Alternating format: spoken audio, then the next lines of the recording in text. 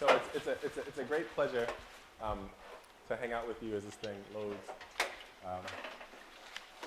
and a great pleasure to be back and to see old friends and new, and to have small talk while I wait on the PowerPoint to load. Okay, so again, so good to be here, so I'm grateful. I'm so grateful for the invitation. Thank you so much, Nicole. Thank you, Jean. Thank you all. This is just a fantastic honor and a privilege to be here. And as was noted, I'm an alum here, and I did a lot of my research on the near west side of Chicago. And anyway, so I study prisoner reentry, and so I'm glad to share with you some of my work. And so maybe we'll just get started. So I'm very interested in how prisoner reentry in part shapes the experiences, perceptions, and of folks who go through, who are subject of selection for the carceral state, and particularly how notions of race, poverty, criminality, and the like are embodied and understood. And so we'll begin. So I'd like to start with a quote that I think will help frame the talk. And this comes from my favorite social theorist, James Baldwin. He says, it comes as a great surprise, right? That the country to which you owe your life and your identity has not, in its whole system of reality, evolved any place for you. Now, this is a debate between James Baldwin and William F. Buckley, the, quote, father of American conservatism in 1965. The resolution of the debate at the Cambridge Union Society is the extent to which the American dream was indeed at the expense of the American Negro. And Baldwin says, in relaying, first, now it's masterful. It's a masterful debate performance because Baldwin is himself masterful. He relays what it means for poor whites to be involved in racial discrimination. And then he talks about the position of poor black people. He says, you're having a terrible time. By the time you're 30, you've been through a certain kind of mill. He says, not the bloody catalog of oppression of which we're all too familiar already. The policeman, the landlord, the landlady. He says, but it's the millions of details 24 hours out of every day which spell out to you that you are a worthless human being. This is what I call Baldwin's mill. And this is my work, to examine the mill, as it were. And so this is a little diagram. Carceral expansion, what I talk about is carceral expansion is at the center of it. And I'll discuss sort of some of the repercussions of it in this talk today. So I study prisoner reentry. And one might ask why, and this is because incarceration and reentry really occur across multiple sites and involve multiple actors, but these sites and actors are mostly unaccounted for in the literature because of the overwhelming focus on the prison. I'll talk about that in a second. I also study it because my argument is that reentry has itself transformed the urban landscape. The life worlds of the urban poor particularly look different as the result of the emergence of reentry as a social institution, which I'll talk about in a hot second. And I also argue that we have to move away from discussions of the prison and imprisonment, and we have to direct our attention to a concept that folks, European scholars of desistance, have talked about as mass supervision.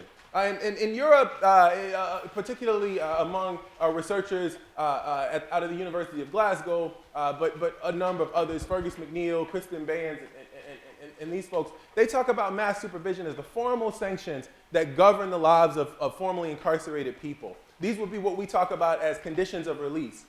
I'm very interested in the formal sanctions, but I'm also very interested in the informal sanctions that manage formerly incarcerated people or people who have actually been touched by the criminal justice system. I'll talk to you about why. But there'll be three takeaways from today's discussion. The first is that we have to rethink the scope, range, and consequence of carceral expansion.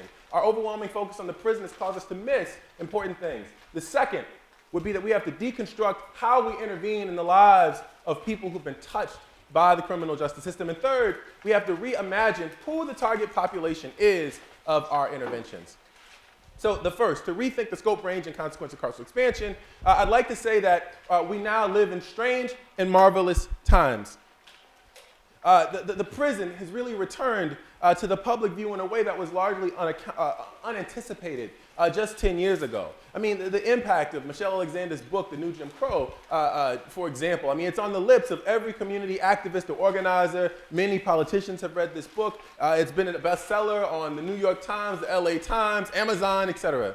But even in popular accounts, right? So this is a picture, obviously, of Piper Kerman and her gang of friends that are sort of locked away. We learn about their exploits that are literally broadcast into our laptops and living rooms, on a fairly regular basis. But the prison has even become a part of our everyday language. This is President Obama chiding us about using prison rape jokes, right? And of course, incarceration and policing provide us with moments of deep introspection and sobriety. This is a life-size bust of Michael Brown's body that was exhibited in a gallery not far that was here in Chicago.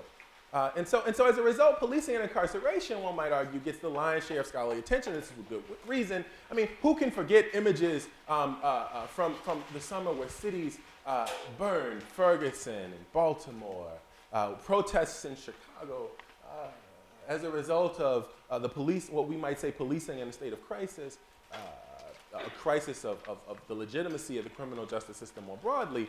And of course, this is the world's most famous graph. This is the US incarceration rate, and we see that it's skyrocketed over the last certainly 30 to 40 years. Furthermore, the prison has even made it to the Oscars. This is soul crooner and pop star John Legend, who remarks, "We live in the most incarcerated nation in the world." At his Grammy acceptance speech for the song Glory, quoting from Michelle Alexander's book, The New Jim Crow, he tells us that there are more black Americans under correctional supervision than were slaves in 1850. Even the president comes out against mass incarceration, even visiting a prison for the first time. But what's hidden? I would argue that there's a curious, equally historic, but often overlooked phenomena that's sort of hidden in plain sight, and this would be the rise of a supervised society. So let's put the prison in its place for a hot second. 2.2 million people currently incarcerated in a jail or a prison. But when we compare this to the number of people on probation or parole, we see that it's twice that. Somewhere around 4.7 million people last year, I believe, were on probation or parole. But to really grasp the impact of carceral expansion, the scope, the breadth of it, we have to shift our unit of analysis, right, from thinking about a point in time count to the number of people processed through a given institution in a given year. And we see that in jails, detention centers, and police station lockup facilities, something around 11.7 million people pass through them every year, the majority of which are never charged. This pales in comparison to the number of people with felony convictions. We've known since 2010, a paper by Shannon and colleagues suggests that there's something like 19.8 million people estimated to have a felony conviction. But even this figure doesn't compare to the number of Americans with criminal records. A conservative estimate from the Bureau of Justice Statistics looking at FBI arrest data suggests that there's something around 70 million Americans with criminal records. So if we take this all together, we see that community actually may be where the action is, right? And that the prison itself is one relatively small slice of a vast carceral network, right? And so this causes me to rethink what we talk about when criminologists discuss, or largely sort of in policy circles, we talk about the revolving door, right? So the Bureau of Justice Statistics does this report where they track 400,000 prisoners released across 30 states, and they track them for about 5 years. From 2005, they find that there's a 77% recidivism rate for this group after 5 years. 77%, right? 50% of release are rearrested within the first year, a third within the first 6 months. This tells me something important about this population, and not necessarily anything about their criminality. I'll talk about that in a second. But what's striking to me is not the number of folks who are rearrested, but the number of arrests that happen in a given, that average among this population averages 10 average arrests. So this tells me, right?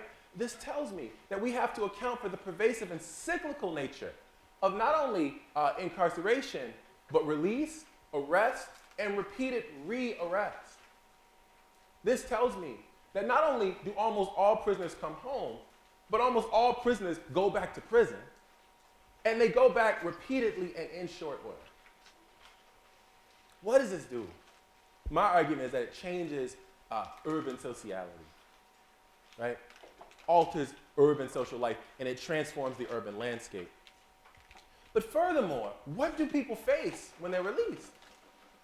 This is a shot of the National Inventory of Collateral Consequences. It's from their website. You can click on the state, your state of choice, and you can discover how many laws or regulations govern the movement of formerly incarcerated people. In my state of Michigan, there's something like over 300 laws or regulatory entries in this database that preclude former prisoners from obtaining occupational licenses. There are over 600 that bar them from employment, right? And many more. In sum, there are over 44,000 laws and regulations that bar folks from full participation in social, civic, and political life. So what does this mean? My argument is that we have to reimagine what reentry itself is. It is not an event that happens in the life of folks, right? It's more than this. That reentry is itself a social institution. We know this because of the number of people who cycle between prison and poor urban communities. We know this because of the geographic concentration of formerly incarcerated people in poor urban neighborhoods. I'll show you a map in a little bit.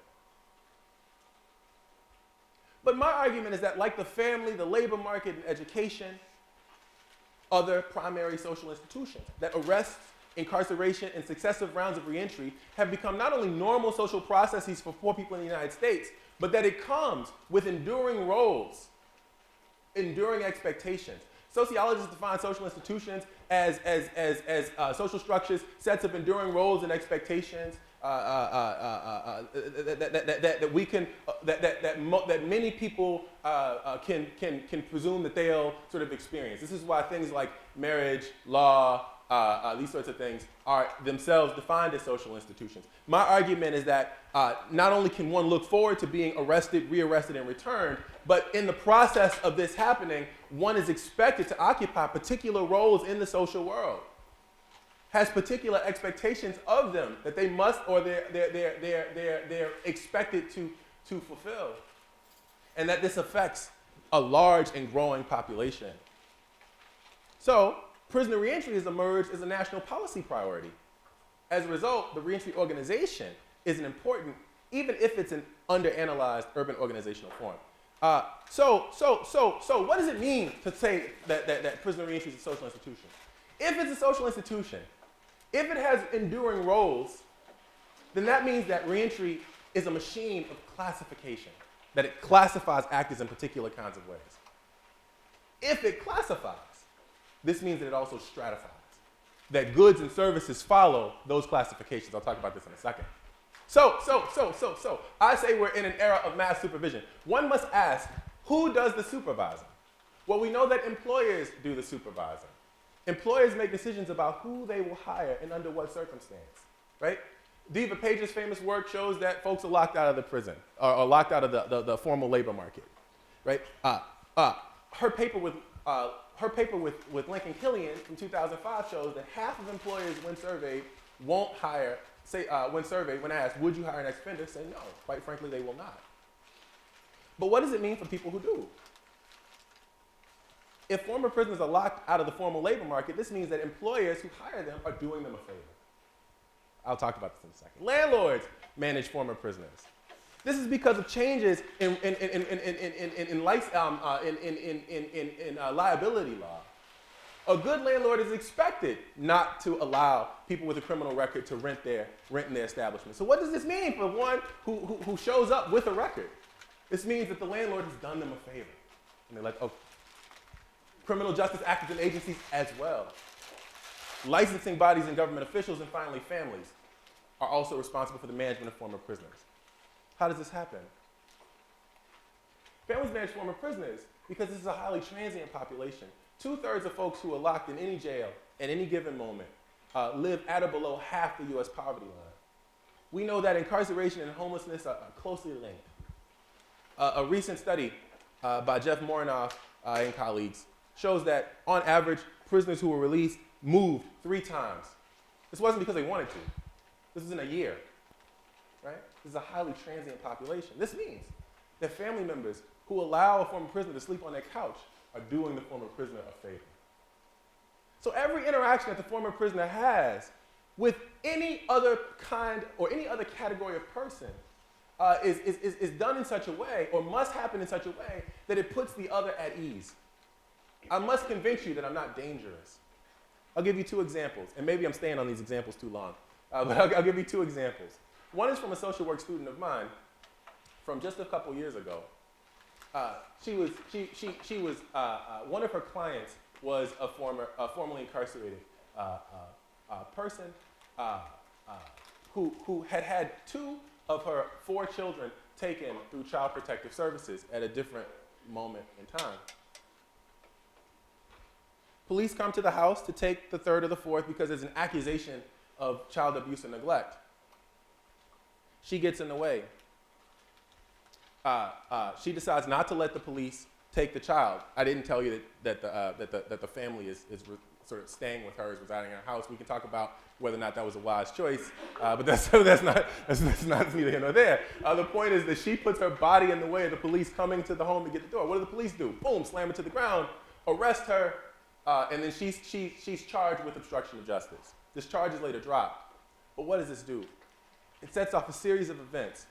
Her field placement has a liability concern. She works with children. They say you cannot complete your field placement if you have a standing conviction. You must wait until that conviction is resolved before we allow you to finish it. What does this do? This pushes her graduation date back 1.5 years. Now, this notion of favors. What does this mean? Well, on the one hand, it could mean that any organization that decides to work with her, one who has been criminalized, one who has been arrested, would do so knowing that she has this conviction and would do her a great favor. But what ends up happening is I'm the one who does her the favor. Now, I'd like to raise this as a highly problematic situation. I, a heterosexual male professor at a school of social work, in order for her to finish her field placement, she must work on my project, right, to fulfill the hours. What does this mean? What kind of power do I have over her? She's already 1.5 years beyond what would have been her graduation date. Her student loans are showing up, right? She has to start paying these things back. What does this mean? What kind of power do I have over her life? Every interaction is one where the other has to be put at ease and where the other is doing them a favor. And then finally, social service providers. Supervised, this group. And this is the focus of my talk today. Takeaway 2. We have to deconstruct our practice, what we do and how we do it. So, what did I do? I did a study of social service providers because this is one empirical case where we can see how reentry as a social institution works. One that stratifies goods and services, and one that classifies social actors.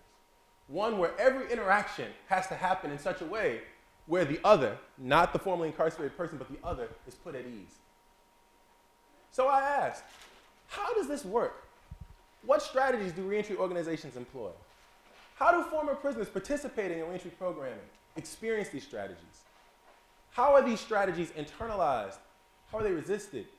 And then what are the broader implications of reentry's ascendance and proliferation? So what did I do? I did an ethnography of reentry programs right here in Chicago. I'm also doing work following former prisoners who were released from the prison gate, jails, detention centers, this sort of thing in Detroit. But we'll talk about the Chicago work today. This included interviews with former prisoners, with staff, with local politicians, with administrators, and hundreds of hours of participant observation where I acted as a volunteer. So I'd like to talk about now how my various social locations mattered in the field. So I mentioned to you that I'm a black heterosexual male. I have a family, these sorts of things.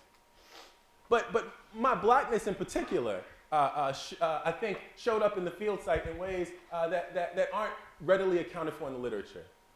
So the first way that my positionality mattered in the field was that it engendered a kind of, one might argue that I was accepted in some ways that people would discuss as resulting from my race. The fact that I was a black male and that many of the people who I worked with were black. So this looked like, at first, acceptance, right? So one of my informants was a younger brother. He was a young black male. His mother was a nurse. And so he wanted to let me know that he came from a middle-class family. So he immediately took to me when I walked in the door. His eyes big, looking up at me. "You're a professor?" Yes, I teach and all these things. This is very nice. Thank you very much. So he tells me, "Okay, man, just let me know what I got to do. I want to help the brother out, right? I want to help the brother do big things." This is what he tells me. Another way was through avoidance, right? So oftentimes, scholars talk about race in very causal ways that are, I think, highly problematic. Because when we think about blackness in particular, black people have very interesting relationships with other black people, right? So there were some former prisoners who avoided me like the plague, right? When I showed up in the field site, they didn't want to talk to me. They wanted to talk to one of my advisors who was also in the field site looking for a second research project. In fact, a year after I had left the field, one of my informants called me on the phone. I was elated. I'm like, "Hey, I'm getting this call. We can have a conversation." And he says, "Yo, do you have Ethan's number?" Didn't want to talk to me at all, right? The third was as a personal biographer. Many times people were quite happy to have someone with a Ph.D. in the field with them, right?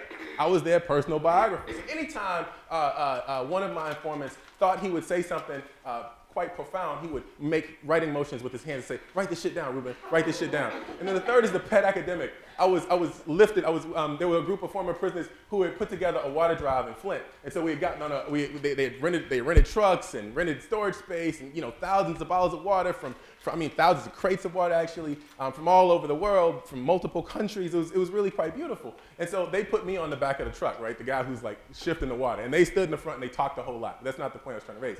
But anyway, so here I am back throbbing. But every time a young black male or a family or a pretty girl, for example, whoever walked by that they thought they would take some interest in, these brothers who have been formerly incarcerated, they would call me off the truck from doing my work so that we could take selfies, we could take pictures, right? Because they had adopted us or adopted me. And so they said, "Professor, you're one of us now." So the point here is that one's positionality doesn't often work in ways that one would assume. Being a black male doesn't mean that I automatically have access, right?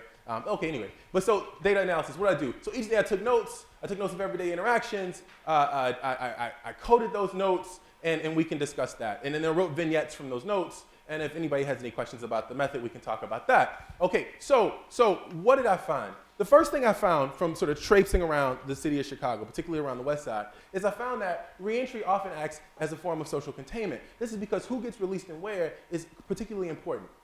So this is a map of Chicago, obviously, and we know that about half of our prisoners who get released in the state of Illinois get released into the city of Chicago, and somewhere around a third of them are released into 6 of 77 Chicago community areas, right? And you could probably name these areas before I put them on the board, right? Like you know which areas these are, folks who know the landscape of Chicago. But what's very interesting is that reentry programs themselves are also densely concentrated in these spaces.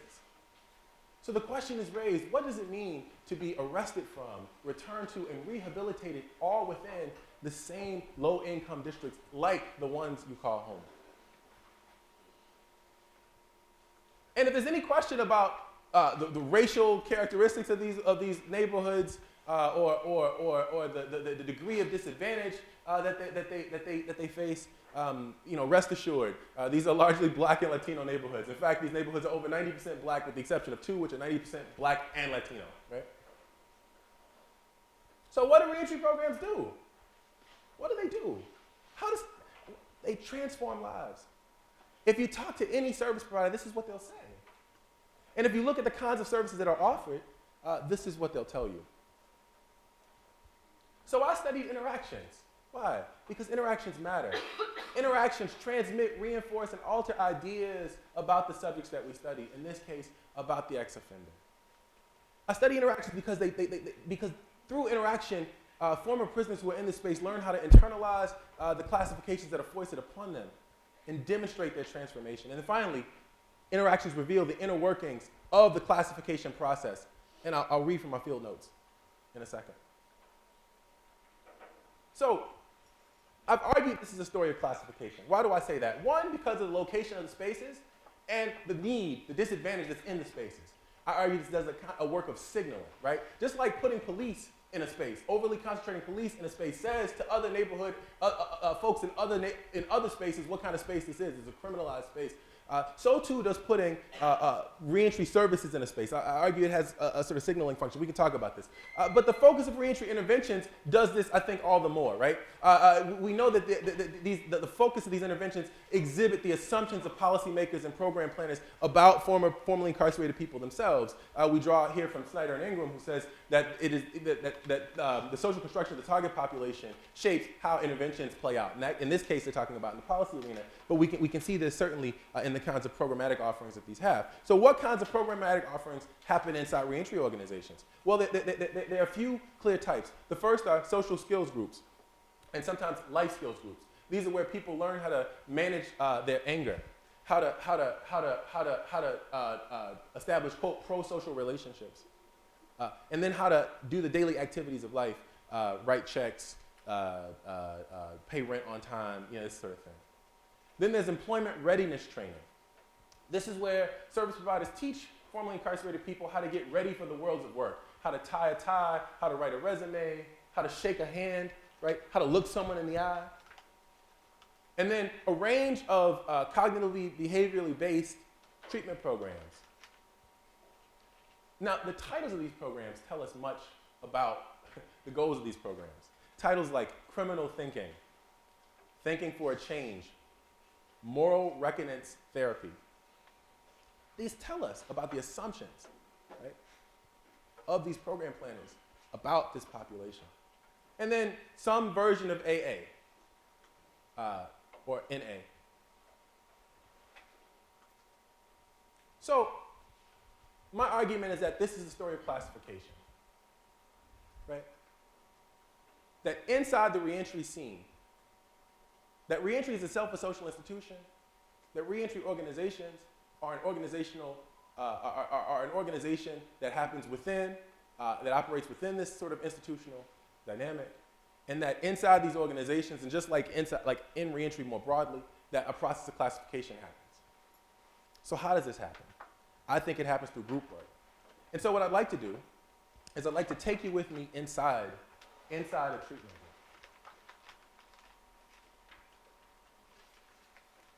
And the first group that will go inside is an outpatient treatment group, outpatient drug treatment group.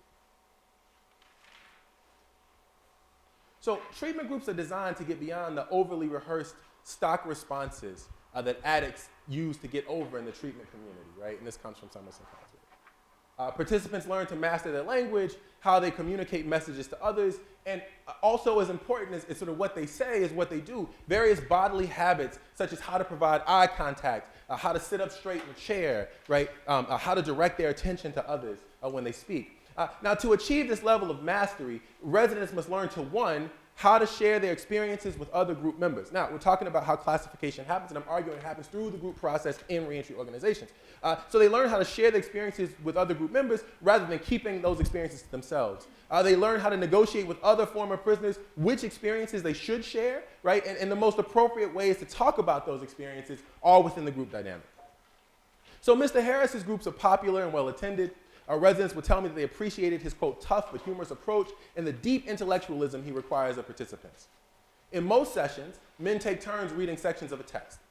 Topics from these readings range from the neurobiology of addiction to the effects of drug use on interpersonal relationships. The mask was a running theme of the intensive outpatient treatment group. Mr. Harris would often ask, what mask are you wearing today? Or the more confrontational iteration of this, what's your life like? During one session, Jason, hunched over, his glasses balanced on the bridge of his nose, dutifully stumbled through the lines of the paragraphs he was assigned to read. His Puerto Rican accent was particularly pronounced despite what seemed like an attempt to enunciate each word with careful, accent-free diction. After laboring for a while, he sat up from his seat, his posture now erect, straight, his demeanor now confident. He gives an unsolicited reflection on the reading. This is what he says. The mask we wear can hide what we don't want others to see. Adjusting his glasses, he continues. I feel as though we all wear them and can't really deal with life until we acknowledge that we all do it. To this, Mr. Harris, the group facilitator, reminds Jason, you know we don't talk about we or us, right? Taking the cue, Jason responds, I can only talk for myself, you know. Mr. Harris, approvingly shaking his head, follows up.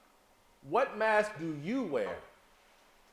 Jason, now making eye contact with Mr. Harris, pauses before he launches into a confession. Well, you know I wore many masks. When I was out there, you have to. When you use it, I was like, I got it under control. But the hard thing is, and I'm gonna tell you like this, you gotta put the mask away, man. You gotta be real. I had to be real with me, my family. That's how I get by, man, day by day, one day at a time. Jason averted his gaze to Uriah, the newest group member. Uriah is a pudgy but tall African-American male who stands out from the others. He remarks confidently in a group despite arriving less than 2 weeks ago. This juxtaposition was striking. Uriah wears a Derrick Rose basketball jersey, which seems somehow newer than the worn button-down shirt and donated jeans that Jason wears. It may have been his leather collarless jacket, his freshly braided hair, new gym shoes, and youth that made him conspicuous, but his comments were often corrected by other group members even younger than he was. For example, Uriah responds to Jason. He says, I feel like you gotta be honest really with yourself. When are you gonna put that mask away? Little Jerry, the youngest resident, who has been at the mayor's just 2 weeks longer than Uriah, interrupts. Pardon the body, which means excuse me, but you gotta talk for you, man. Uriah acquiesces, describes his own journey, and parroting Jason, describes how he learned to take things, quote, one day at a time. Now, here we can see the practices of sharing, confession, correction, and eventually submission to being corrected shape the ways in which residents interact with each other in treatment, and more specifically, how they advise and correct one another. The opening salvo is familiar. After reading a vignette about being disingenuous, participants are not only encouraged to think about whether or not there are really significant differences between their public and private lives, in other words, whether or not they are actually fake, right? But they are directly asked how their public and private lives contradict. The facilitator doesn't say, do you wear a mask? He says, what mask do you wear? Jason suggests most people wear masks, and that it's perhaps impossible to have a unified self at all times. He says we all wear them, but he's dissuaded from engaging in abstract communal discussions, right? No we's. Instead, Mr. Harris reminds him to internalize his problems, presumably his addictions. We don't talk about we or us, suggesting discussion should be about individual experiences, thoughts, feelings, perceptions, and actions. This prods Jason to speak in language that suggests he has internalized the issue. In doing so, Jason admits to the group that 1, he wears a mask, 2, there are inconsistencies in his presentation of self, right? And 3, he is not genuine at all times. Once he engages in his confessional practice, he can then turn the attention of the group to less seasoned members who are presumably more flawed. This is how classification works in the scene. One is expected to internalize a particular kind of flawed identity. But ex-offenders don't simply acquiesce. Some resist appropriating these classifications, right? Their resistance, however, locates them as either successful or resistant ex-offenders. And conversely, those that acquiesce as successful or good ones. So those who resist are unsuccessful. Those who acquiesce are successful, right? So what I'd like to do is read from another vignette. In this case, this is an intensive now treatment group. From the moment they arrived, it was obvious that Julius and Victor had a long history with Emmaus and with each other. Now, let me give a little caveat here, which I should, so I'm suggesting that classification happens through these actions, and that successful or resistant categories emerge. A successful or resistant ex-offender emerges from the group. So one way is acquiescence. Another way is through resistance. Here's how it goes. Testament to the positive regard residents have for Mr. Harris, Julius and Victor graduated from programming 2 years earlier. Julius returned frequently to attend the OP session, or outpatient treatment. Staff members described him as a model program graduate. After graduation, he found work at a grocery store and reconnected with his family, moving back in with his wife and 3 teenage daughters. He looked young for 49. He was well-dressed, thin with a muscular build, and quite charismatic. Only his missing front teeth betrayed his decades-long struggle with crack and heroin addiction. He hadn't been back to prison since his last bit, which was a 3-year sentence. Victor, on the other hand, has had trouble since completing the program. He was rearrested while on parole just months after graduation. After short, repeated bits in the county jail, he re-enrolled in programming at Emmaus. Victor was tall with broad shoulders. He wore a distress-plaid shirt, jeans, and work boots. He mostly did manual labor on construction sites, but had managed to make enough money to contribute to his family, a wife and his 3 teenage kids, and an ongoing heroin addiction. His low haircut and gold fillings provided evidence of his class background and age, a well-worn 46. So despite his family, his job, and years spent in treatment, Victor frequently relapsed, cycling in and out of jail. So Victor and Julius were from the same Puerto Rican neighborhood on Chicago's northwest side and did time in some of the same facilities, but the first time they met was at Emmaus, the organization that I call Emmaus. Having arrived within a week of each other, they bonded over being 2 of few Puerto Ricans at the facility. So it's now Victor's turn to share. And when he checks in, his report was somewhat defiant. This is what Victor says. To tell you the truth, I didn't have no good weekend. My girl thinks everything's cool. I can't tell I got caught up, meaning he got high. But that's how it is, you know. We all make mistakes. I'm human. The last time I got caught up, I was sick. This time, I ain't had no excuse. I did what I wanted to do. I was just like, fuck it. I'm just going to keep it real, you know. I fucked up. I'm human. Mr. Harris interrupts dryly. Says, you're a little too human. Everyone laughs except Julius. As a look of surprise and anger flashes across his face, he turns his folding chair toward his old friend. We all need help, right, he says. I understand that, but you can't walk up in here. What are you saying? That was yesterday. We were on the phone the day before, man. Victor responds, I'm just being real with you. I'm supposed to be able to be me, right? If I can't be honest here. At this point, Uriah chimes in. His demeanor calm, his expression easy. He says, let me ask you this though, brother. You're right, we all been there. And I don't know you, but what do you think you could have done differently? I mean, could you have, though, reached out to one of the brothers? I'm saying, he looks at Julius, like hit him up, because I see this brother with you all the time. At this point, Julius is seething. Looking directly at Victor, his voice high, tense, a bit shaky, he explains, you can't walk up in here all cavalier like I was using all weekend. You don't know what that does? You're in a room full of addicts. Sam, an African-American man in his late 20s, typically joked to break the ice. His delivery was characteristically muted, his affect nonchalant, when he offered a cautious voice of reason. He says, I struggle with mine too. He paused for a bit, looked over at Victor, cracked a smile, saying, I don't even know you, man. He dug through his pocket, pulling out a sheet of paper, and started to write his cell phone number. Here, he said, handing Victor a slip of paper. You may just get one use out that shit.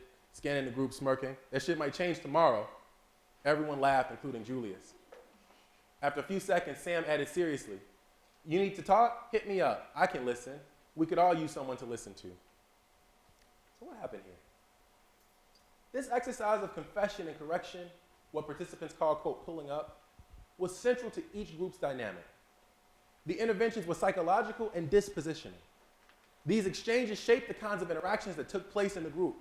They classified particular participants as particular kinds of people, as addicts, as ex-offenders, and they nested these classifications within a broader social system, in this case within the reentry apparatus or within the group dynamic itself. Reentry programs do not, because they cannot, address the barriers former prisoners face. So they teach them, former prisoners, to reinterpret their social circumstances in order to navigate them. That process is relational. It emanates from above, from staff to group participant, but also from below, from group participant to group participant. From above, Mr. Harris took a strong yet subtle position in the group. Though he asked few questions and made few suggestions, the organization's goal to foster transformation, a personal transformation within their participants, was captured in each interaction. The mask became a narrative device to progress the group beyond an examination of their practices, what mask do you wear, to an examination of their very nature. Who are you really, Mr. Harris says in the first few minutes. Mr. Harris's jokes were well received. He says you're a little too human. These kinds of jokes raise the same question in their effect. But from below, group participants are required and police each other's confessions. Julius objects to Victor's cavalier attitude. To be successful, the former prisoner had to display their will to be changed. engaging in a set of interactional practices through group work, and using our language to demonstrate that they, one, acknowledge their faults and that they've taken on responsibility for the resolutions of the social problems that they faced. Jason employed the strategy of positioning himself as a successful ex-offender, having overcome his challenges, which advanced him from confessant to advisor. Victor's tone, presumed attitude, and the content of his confession were policed and judged insufficient by the group facilitator and by his friend of many years. Ultimately, they had to demonstrate that they had internalized the social problems associated with poverty and penal expansion. This work of classification extends beyond groups participants, where the ontological question Mr. Harris raised in the first vignette, where he says, "What are you really?" is answered by Julius in the second. You're in a room full of addicts. We are addicts. These assertions locate group participants as particular kinds of people, govern how correction takes place in the reentry scene, and promote and maintain the norms of the group for people who are like the group's members. In other words, such interactions construct the former prisoner as a particular kind of person. So I want to read you a final vignette. How are we doing on time? Okay. I want to read you a final vignette very quickly. It's not a whole vignette. It's just a piece of a vignette. About what happens at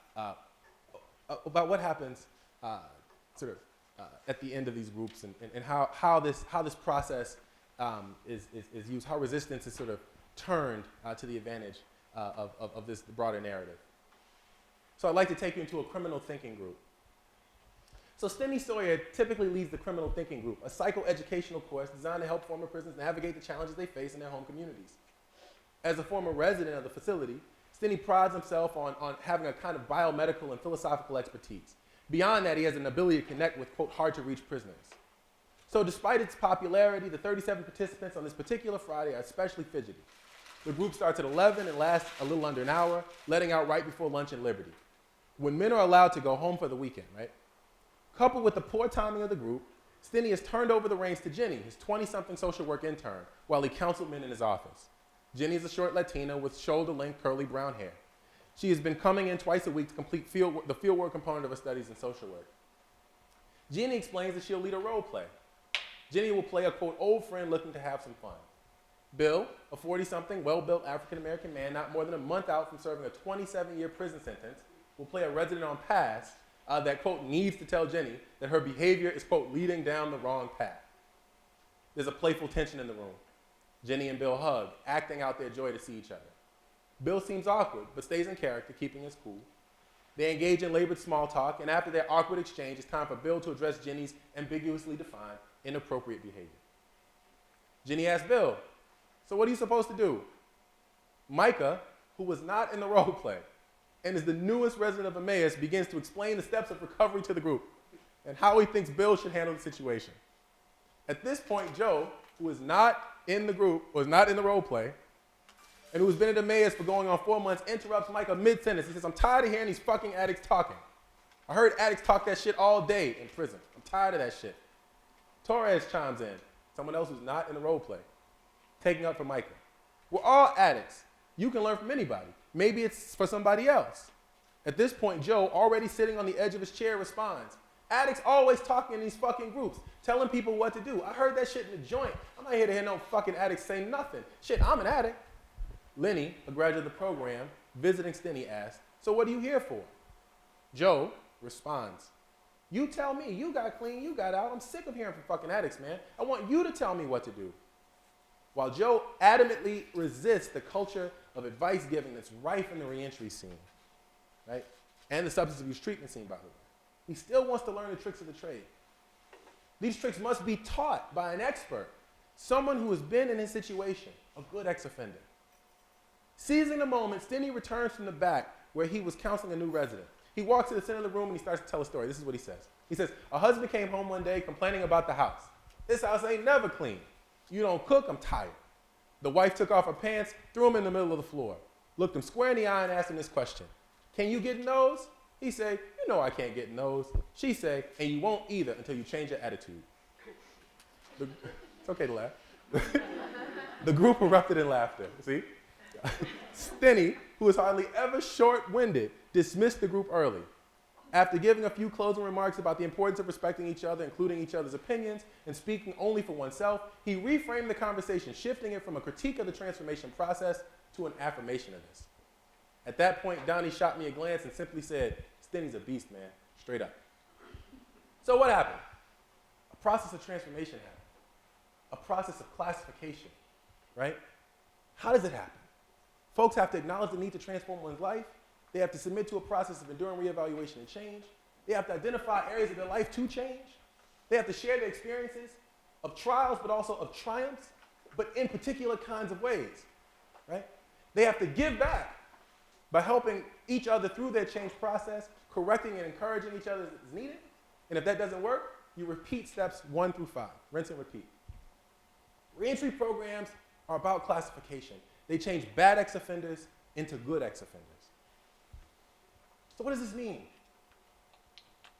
My argument is that prison reentry is a social institution, that it has classifying and stratifying effects. As one becomes a, quote, good ex-offender and is classified as such, goods and services follow them.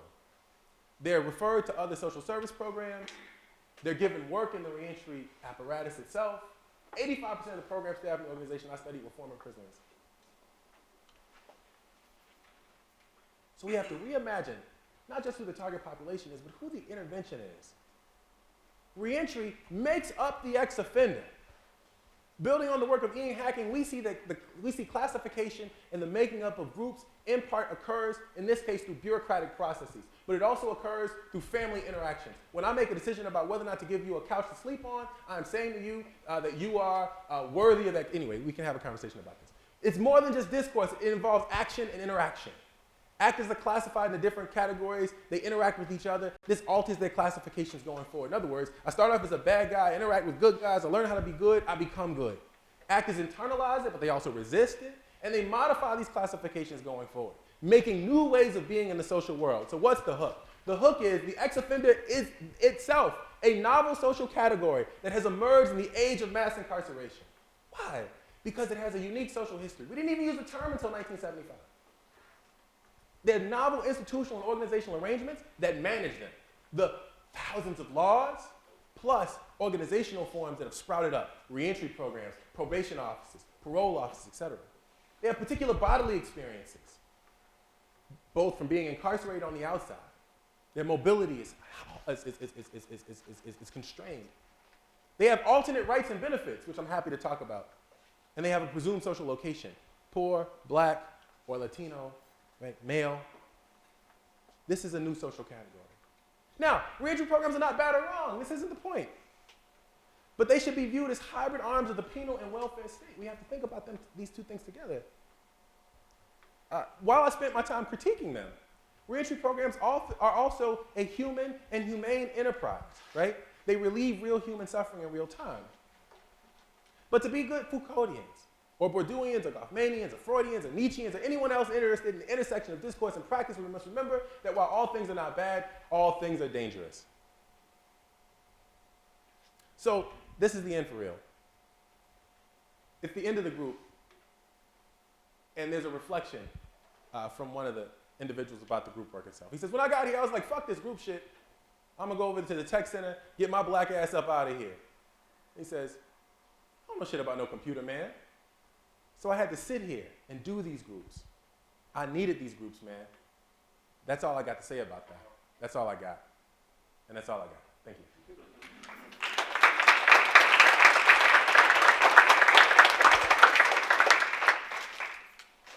want to take questions? Yes. Yeah. Please, questions for Reuben.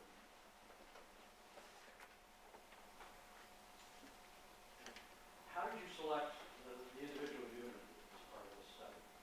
Yeah. So these were folks who were participating in the organization that I had access to. So what I did was it was just whoever was so it was participant observation. So it was whoever was participating in the groups on the days that I was there. Yeah. So you said the reentry programs teach their participants that they can't change the world they live in, so they therefore have to change their way of thinking and behaving, right? And so my question to you is,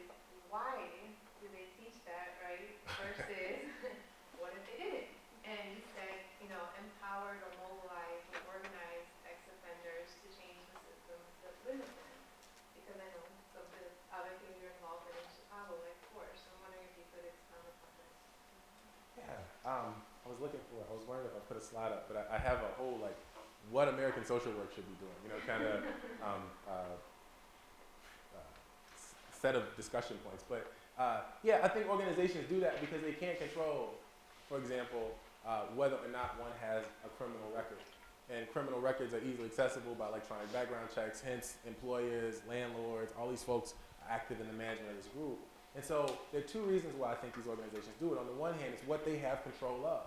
They have control of,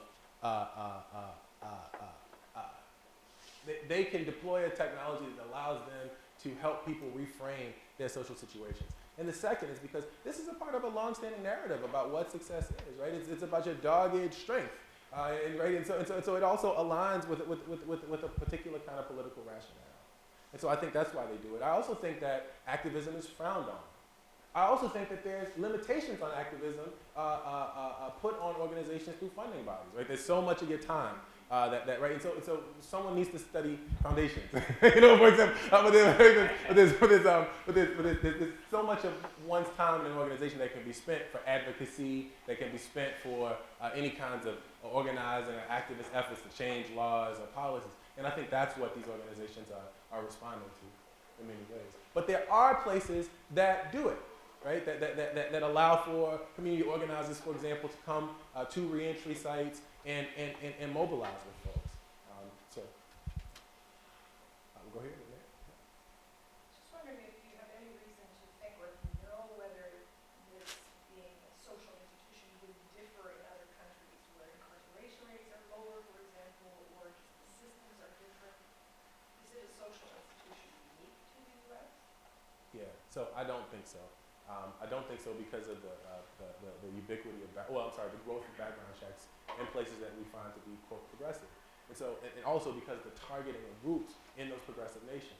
So the Guardian released an article a couple of years ago that said, Norway, where prisoners are treated like people. It was a fantastic article, right? But when you go inside prisons in Norway, you find that about a third of their prison population are foreign nationals.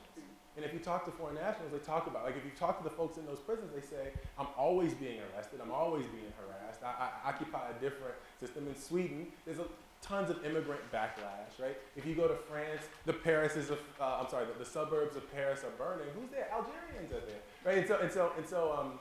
And the youth crime problem, like it's always around this kind of otherized population. I'm doing some international work to investigate some of these questions. So I don't think it's unique, like that an institutional arrangement emerging out of carceral expansion is unique to the United States. However, I think it operates in unique ways because felony convictions don't follow people in the same sorts of ways, because backgrounds are used for different purposes, because it's a different welfare state that's more robust and is able to catch people on the bottoms. But I do think that institutional arrangements emerge in these spaces, and that populations are marked in ways that separate them from acceptable others, if that makes sense. Above and beyond the categorization that's already happening because there's some foreign national or some other kind of. That's precisely right. The Black British experience, there's crazy overrepresentation in UK prisons of people who identify as blacks. This isn't what we talk about. You know, we look to Europe for the more progressive model, and it is a much more progressive. There's no question. But there is this kind of marking that still happens above and beyond, as you said, the categories, above and beyond being Muslim, above and beyond being foreign. You know, there's also criminalization that occurs. There's some really interesting papers on like the criminalization of drug dealers in Norway. You know, black folks who sell weed in Norway or something like that. You know, like there's some very interesting, not weed, but drug dealers in papers on these.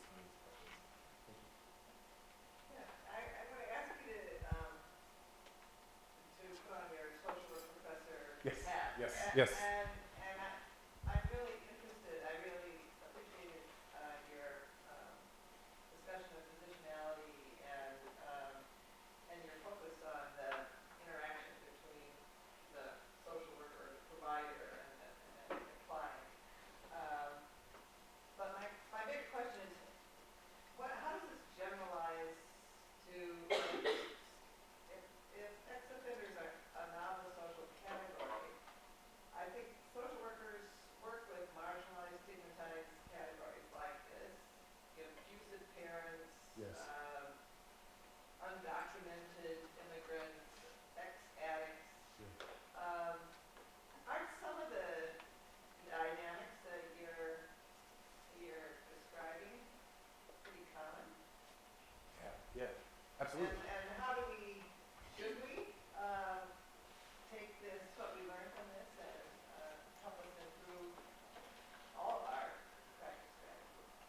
absolutely right. I mean, so many of the techniques are quite common. So we'll see, for example, if we look in the addictions treatment literature, you'll see many of these, many similar cases, many similar uses of confession, similar sort of forms of responsibilization that happen. The thing that uniquely marks the former prisoner off from these other categories is the criminal record itself, which bars them from creates a route. So I argue in a different paper that criminalize people through the accusation of a crime, not even through evidence, because most people, for example, go to jail or released. But through the accusation of a crime, it routes you into an alternate citizenship track where you have all these restrictions that bar you from accessing things, but you also have rights that I'd like to talk about that I don't have time to today, and responsibilities that are different. And so it's the ex-offender is unique from the urban poor because the urban poor don't have, as a matter of legal, the patterns of legal exclusion are not the same. So there are legal patterns of exclusion that make it different. Now, how does this affect social work practice itself? I think that you can't throw a rock in a poverty, in an anti-poverty intervention without hitting someone who has a criminal record of some sort. That there's all sorts of mission creep. I'll give you a great example of this. One of my colleagues is doing work in a vocational training center, and he found that, so he studies social anxiety disorder. He finds that 60% of the folks that he sampled in these vocational training centers that he kind of randomly selected in Detroit and LA have criminal records. What does this do for social workers? Social workers who are interacting with formerly incarcerated people that they know are formerly incarcerated begin to read their behaviors in different ways because they're afraid of formerly incarcerated people. They read their behaviors as aggressive when these are avoidant behaviors, right? And so I was reading some of the notes from the researchers, social work researchers trained to do interviews with these folks and coding things. And they were so I'm reading through the transcripts of the interviews, and they're using examples of behaviors when someone says, sometimes when I'm trying to get out of a bad situation, I might buck up. And their code is aggression. It's not aggression, it's avoidance, right? I'm trying to get out of a bad situation. So they're reading social anxiety as defiance. You were going to say something more policy-oriented, which was that social worker should understand that the incredible barriers faced by this particular population that are unique to this particular population in terms of employment, housing. Yeah, no, that's I absolute. hope the social worker would recognize that. So it's a matter of awareness and sensitivity increasing for us as professionals. I think that's absolutely true. The point I'm trying to raise is that it's on all levels of social work practice. It's on the micro-interactional level. It's on I think I laid out the sort of policy implications of this. I talked about the 44,000 laws that restrict. I mean, social workers are embedded in the context as their clients are, right? It's about the biases that the social worker brings to it, the biases that the policymaker brings to it when they write 44,000 laws, 310 laws in the state of Michigan that bar you from occupational licenses, from civic participation. So, right, so anyway, and that's the point. Like, it's on these multiple levels, and how organizations operate, right? The expectations that we have of our clients, that they be, anyway. But I think you're absolutely right. Yes. Please. So first off, thank you so much for your presentation. So I'm wondering, I know if you have already looked at or plan on looking at just what the different players that are part of the social institution, like what their perceptions are of their role in ex-offender reentry. Yeah, absolutely. So right now I have a project in Detroit where I sample from the prison, the jail, and the detention center. This is largely because the detention center is absent from the literature. There's no studies. I found none on reentry from detention or police station lockup facilities, this kind of thing. And what I do is I talk to the former prisoner who just released, but I also ask them, who are the most important people in your life? Right? Who's helping you through this process? Who's hurting you? Like who helps sort of with these, with these barriers? Who contributes to the barriers that you face? And then I go and I interview them. And so I interview family. I interview partners, children. Sometimes they send me to their pastors. This kind of thing. And I ask them about the accommodations that they have to make to care for this person and the ways in which their lives have changed as a result of this. Their important person's incarceration. And the findings so far have been pretty strong. There's an interesting calculus that people make when they make decisions about whether or not someone can stay over their house. But there's also very interesting care networks that have emerged that are sort of absent from the literature. Just one example. I know it'd take a long time to answer questions, but just one example. There's a man who was released, and he has 5 sisters, and so he's the younger brother. So all the sisters are looking out for this one guy, and what they do is they can't always afford to keep him on their couch because he's a big 50-year-old burly man who eats a whole lot, right?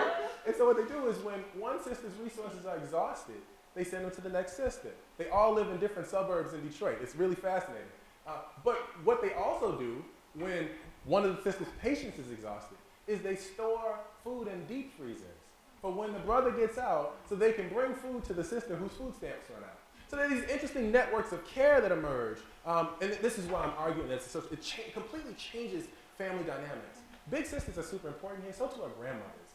Grandmothers, like their role needs to be thought about. But they're flushing drugs down the toilet. Sometimes they're getting high with the guys, right? They're all showing up and talking to me about stuff. So it's really fascinating. People selling their homes for the better off folks are selling their homes, mortgaging their homes to afford the legal fees to cover the costs of someone's long-term incarceration. These sorts of things. So it's really interesting dynamics I'm just getting my head around, but I think we'll make for fruitful discussions later. So I appreciate the time. Question. Yes? One thing about a lot of these ex-offenders is that they have within themselves a tremendous hunger for self-transformation. That's right. That they bring to this experience, and that's they know, and they have very powerful reasons, of course, for that. I wonder how you think. It does seem to me that some of the ideal is to be focused on both the structural inequalities, the things you mentioned, and also looking for ways that you can help that person if they need CBT or whatever the issue they have. How can this be done in sort of a more transparent and legitimate way that is somewhat more reflective about what you might call the dangerous possibilities in the structure that you've laid out for us? Presumably you want people to get CBT if they have anger issues or whatever brings them into a heated offending. I wonder if you could speak. Yeah, absolutely. I think that we have to shift our model. I think right now we operate on a human capital investment model, which I think is, this is your language. I feel like so we operate on a human capital investment model, and I think we have to shift it to more of a social capital sort of model, right? Where the idea is to connect the resource poor with resource-rich social groups while we're doing this human capital stuff. And so there's a fantastic organization that does this, I think, superbly. So, for example, the name of the organization is St. Leonard's Ministries in Chicago. This is my favorite organization in the world, and they do a number of things. So they act as a bridge where they form relationships with local universities to provide the services that prisoners need. So universities have needs like they need to train their clinicians, and so they have weekly psychotherapy that's provided by psychiatric, psychology, and social work interns.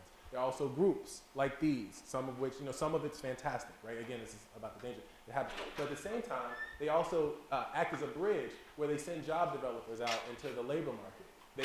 They connect with companies and they say, I've got 10 guys that are about to graduate from my program that need work. Can you hire them? They say yes, they place them. There was a recent evaluation of St. Leonard's Ministries that found that recidivism was reduced by 62%. And there was an experimental control or treatment and control group and all these sorts of things. So they do that. But then they do something else beyond the employment. They do the same thing in the housing market. Go find landlords that will rent to them. But they do something else. They also hold just sort of various social groups. French class run by University of Chicago, for example, students. They come in and teach French. There's a college program, fully accredited. You can get a degree right across the street from it. There's running groups that meet there. So what does this do?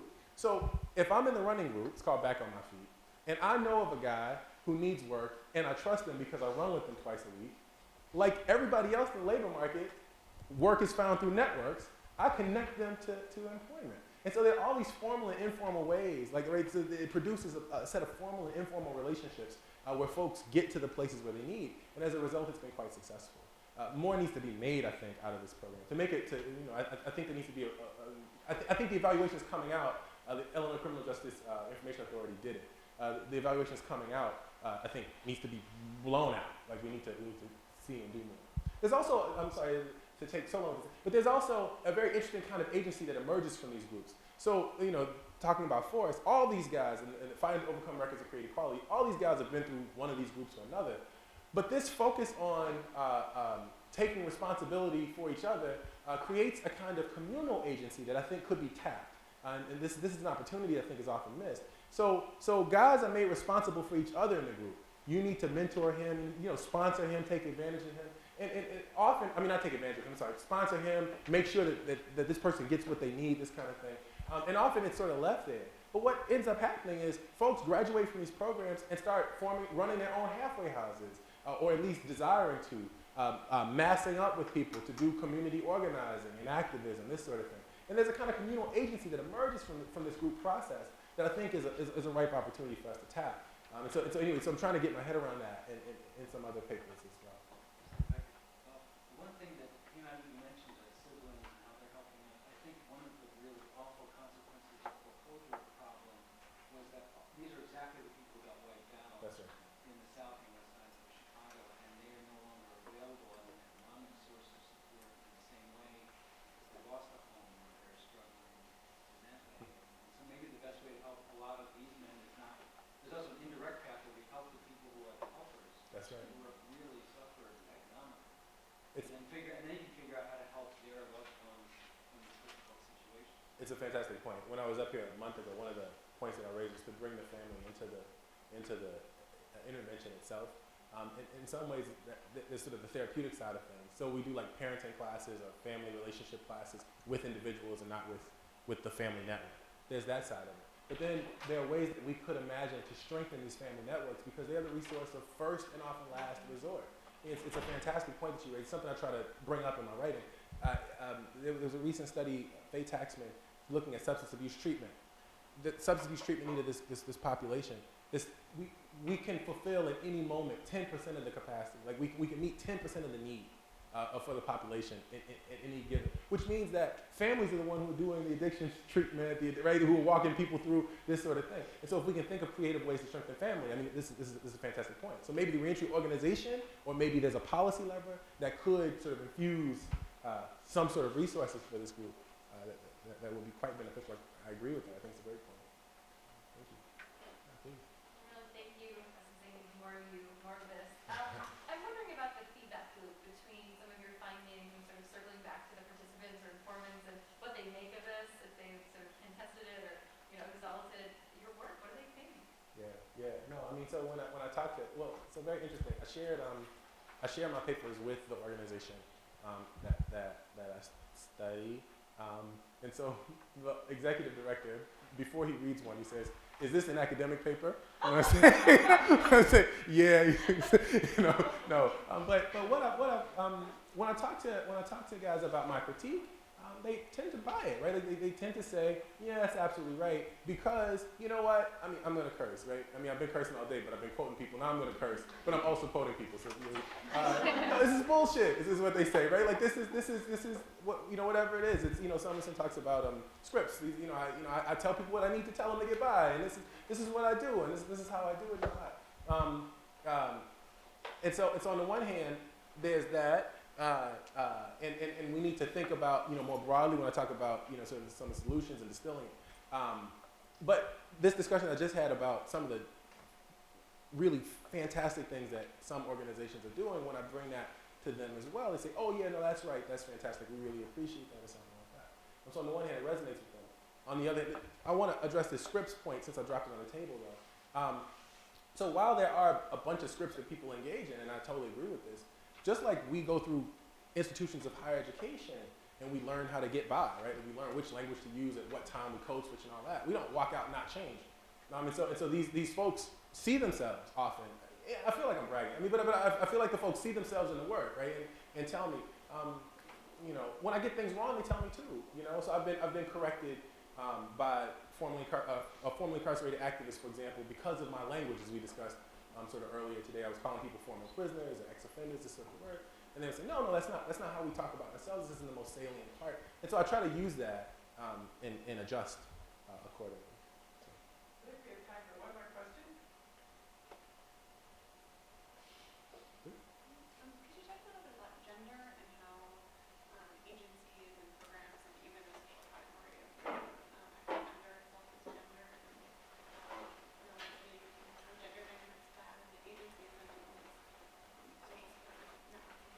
absolutely. I mean, you know, I've presented my study of men in treatment, and masculinity is operationalized in a particular kind of way.